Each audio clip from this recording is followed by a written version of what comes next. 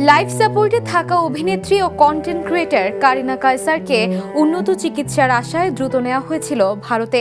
পরিবারের প্রত্যাশা ছিল চেন্নাই পৌঁছেই হয়তো শুরু হবে লিভার প্রতিস্থাপনের প্রক্রিয়া, কিন্তু চিকিৎসকদের মূল্যায়নে সামনে এসেছে নতুন শঙ্কা।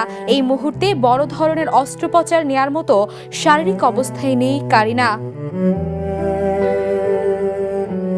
ভারতের ভেলোরে খ্রিস্টান মেডিকেল কলেজ হাসপাতালে চিকিৎসাধীন কারিনার বর্তমান অবস্থা নিয়ে কথা বলেছেন তার মা লোপা কায়সার। তিনি জানান, চিকিৎসকরা আপাতত লিভার ট্রান্সপ্লান্টের ঝুঁকি নিতে চাইছেন না, কারণ কারিনার শরীর এখনো অস্ত্রোপচারের ধকল সহ্য করার মতো স্থিতিশীল হয়নি। পরিবারের ভাষ্য অনুযায়ী শুধু লিভারের জটিলতাই নয়, ফুসফুসেও গুরুতর সমস্যা তৈরি হয়েছে। অতিরিক্ত তরল ও কফ জমে থাকায় শ্বাস প্রশ্বাস জটিল হয়ে পড়েছে।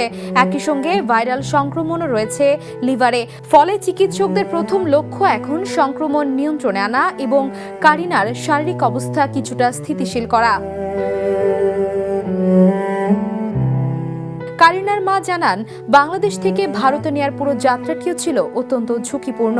এয়ার অ্যাম্বুলেন্সে স্থানান্তরের সময় তার শারীরিক অবস্থার অবনতি হয়, এমনকি হাসপাতালে নেয়ার পথে এক পর্যায়ে রক্তচাপও হঠাৎ কমে যায়।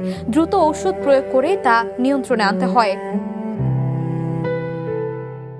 সবচেয়ে উদ্বেগজনক বিষয় হলো অক্সিজেন সাপোর্টের মাত্রা উল্লেখযোগ্যভাবে বেড়ে যাওয়া।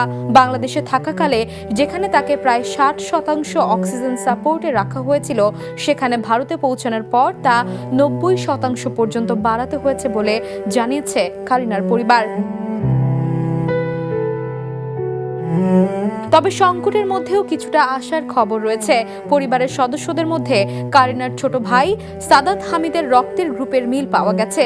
চিকিৎসকদের মতে ভবিষ্যতে লিভার প্রতিস্থাপনের প্রয়োজন হলে ভাইয়ের লিভার উপযুক্ত বিকল্প হতে পারে, যদিও সেটি পুরোপুরি নির্ভর করছে কারিনার শারীরিক অবস্থার উন্নতির উপর। চেন্নাইয়ে বর্তমানে কারিনার সঙ্গে রয়েছেন তার মা ও 2 ভাই। চিকিৎসকদের আন্তরিকতা ও সেবার প্রশংসা করে লোপা কায়সার সবার কাছে মেয়ের জন্য দোয়া চেয়েছেন।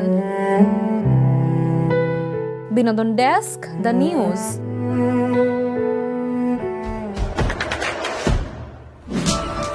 দেশে দেশে সবার সাথে, দ্য নিউজ।